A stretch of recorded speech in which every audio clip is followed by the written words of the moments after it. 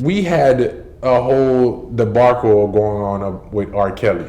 Yeah. When the R. Kelly situation came out, it was a little bit hard for me to imagine that happening to little Haitian girls. And it's not, and I don't want to make it seem that we don't have that type of, child molestation going in our community. However, it's a little hard for me to just imagine Haitian parents letting their kids go sleep at other people's houses. Because growing to sleep at other people's houses was not an option. Ubaka dormi de sleep over. Kisa ki sleep over apiti. Ma konen. Kisa ki sleep over. Pagen bagay kon sa. Right. My parents couldn't even spell sleep over. Pagen bagay kon sa. Pagen sleep over papa. The thing is, I use my platform to talk about it a lot. I don't know if you noticed, but I talked about it a lot because I feel that child molestation and rape is something that Haitians tend to put under the rug a lot. Right. And I don't think it's just a Haitian thing. I think it's a Caribbean thing. I think it's even a black thing. But because I'm Haitian, I always want to point out things from a Haitian point of view. Because that's what you know. That's what I know. Right. And a lot of people are like, oh, you're always coming for Haitians. No, I always see it from, I am Haitian first. Right. I never call myself Haitian American. I don't call myself a Canadian Haitian. I am a Haitian. Yeah, I was born in Canada, but my parents were born in Haiti. My blood is Haitian. My heritage is Haitian. My family's Haitian. So I always see everything from the Haitian standpoint. And growing up as a Haitian girl, my mom had what I like to call preventative parenting, which is pa mette sa sou. Don't go here. Don't go there. Pa l'autre bois. Pa parler avec lui-même. Bouche ça, retirez-li. You know what I mean? Pa mette ma grosse sac in the door. Pa mette in the door. Parce que sous they're gonna think you're older than you are. So don't put on lip gloss. Everything was preventative. It was never, how do you deal with this if this happens? This might happen.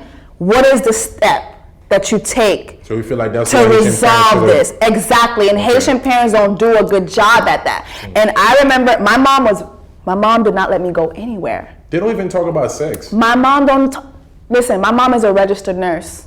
Sex is her thing.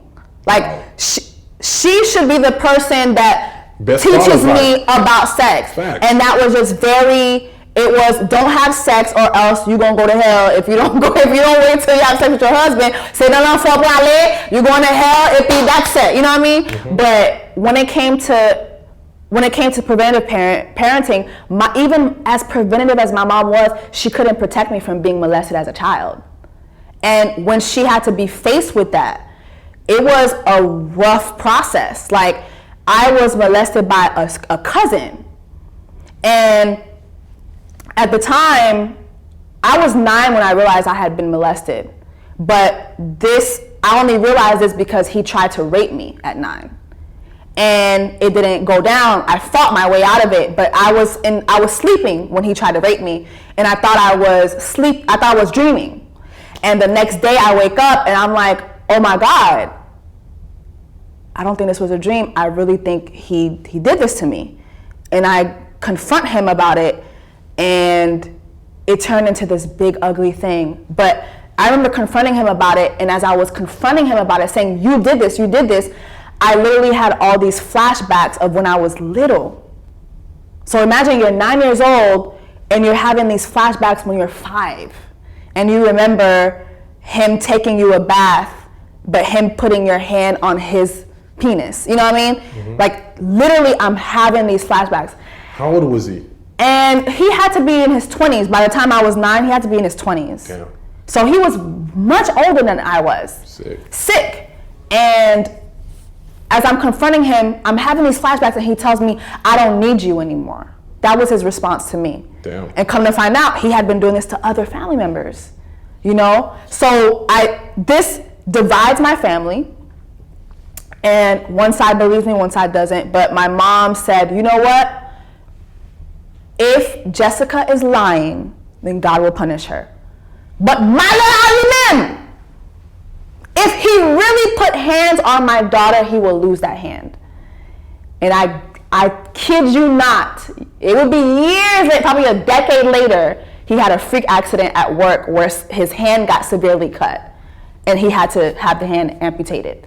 Damn. Okay? Karma's a bitch. I'm telling you. And so that was that. That prayer worked. I'm telling you. One thing about my mama don't play I about. bet you didn't go see Jesus for that I'm one. telling you. My mama was like, chaque jour Right. pour perdre ça. Right.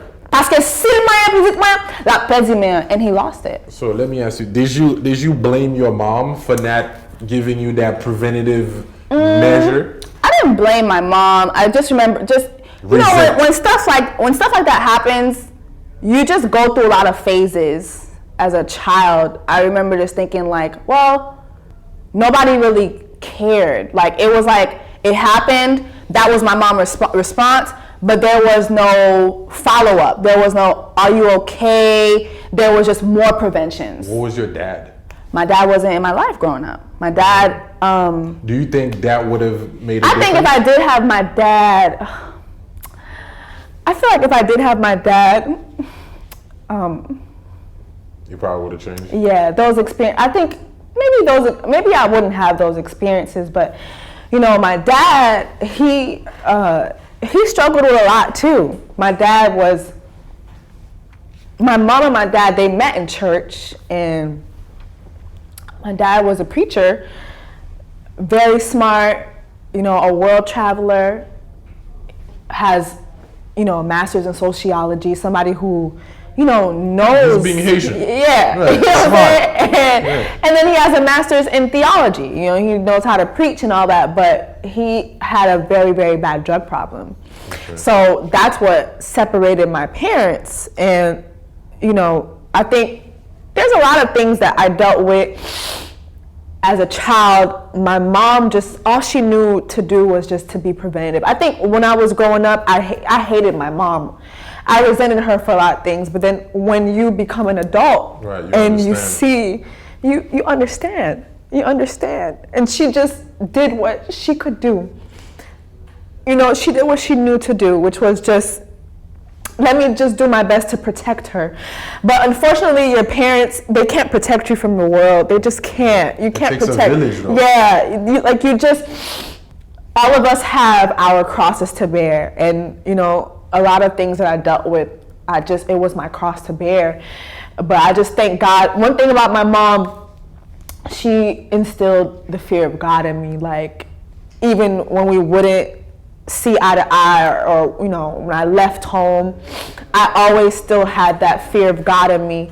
I always believed in God, and I always believed that God had a plan for my life, and that God was watching over me and protecting me. So, you know, I thank her for that, because I think with her just doing the best she could do, and then God's hedge of protection over my life, I turned out pretty well. I'm a mess sometimes, but I turned out pretty well. So.